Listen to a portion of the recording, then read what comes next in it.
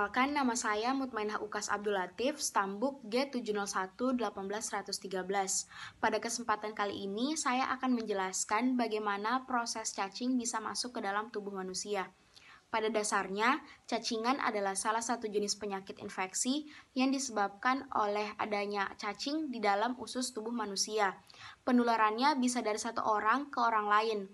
Walaupun banyak kita jumpai di anak-anak, tapi tidak menutup kemungkinan adanya infeksi cacing di tubuh seorang orang dewasa. Apalagi orang-orang yang tidak menjaga kebersihannya dan sanitasi lingkungannya.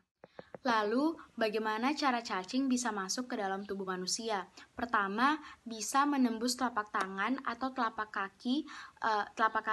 Pada dasarnya ini biasa terjadi pada seorang anak yang ketika mengeksplorasi suatu lingkungannya, ia akan lebih memilih untuk tidak menggunakan sendalnya atau alas kakinya. Kedua, tertular karena sentuhan. Ketika seorang anak telah terjangkit oleh infeksi penyakit cacingan ini, ia akan lebih mudah menularkan penyakitnya ke temannya.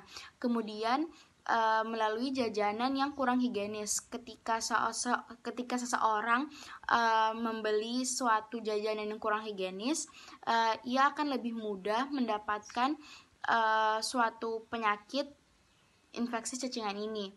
Terus yang selanjutnya bisa jadi karena tangan, kuku, kaki kita kotor. Jadi ketika kita makan menggunakan tangan, tidak menggunakan alat berupa sendok, jadi saat kita makan, kotoran yang ada di kuku kita, terutama di tangan, itu bisa masuk ke dalam tubuh manusia dan bisa menyebabkan adanya indikasi cacingan dari orang tersebut.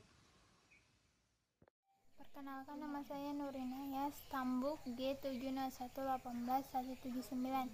Saya akan menjelaskan bagaimana jika cacing mengalami paralisis spastik dan paralisis flasid. Pertama, kita ambil cacing, kita masukkan dalam wadah yang telah disiapkan. Setelah itu kita ambil kombatrin,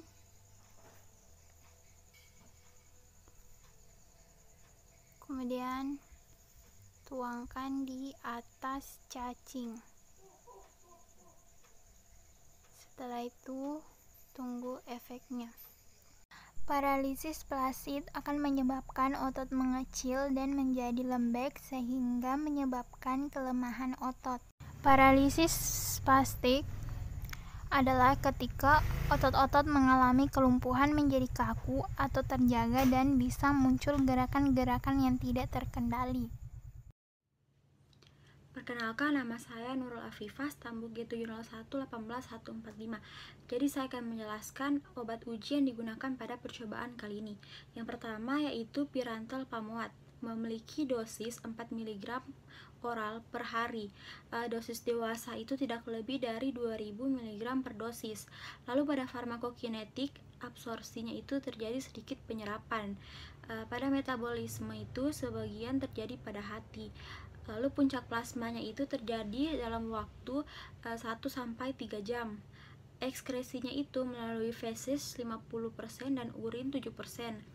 Mekanisme kerjanya depolarisasi neuromuskular blocker menghambat kolinesterasi.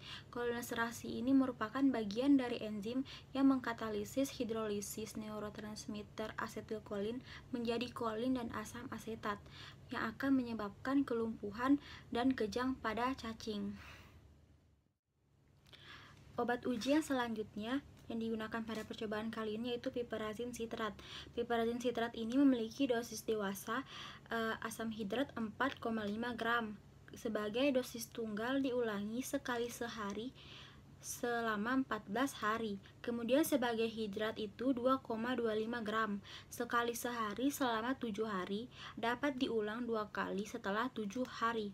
Kemudian farmakokinetik yaitu pada absorpsi mudah diserap di dalam gastrointestinal atau GI dalam bentuk oral, kemudian didistribusikan di dalam ASI, lalu ekskresi itu dikeluarkan melalui urin sebagai metabolit. Kemudian mekanisme kerja dari obat piperazine citrat ini Dia tuh efektif melawan cacing gelang, Nematoda usus, cacing kremi, dan cacing tambang.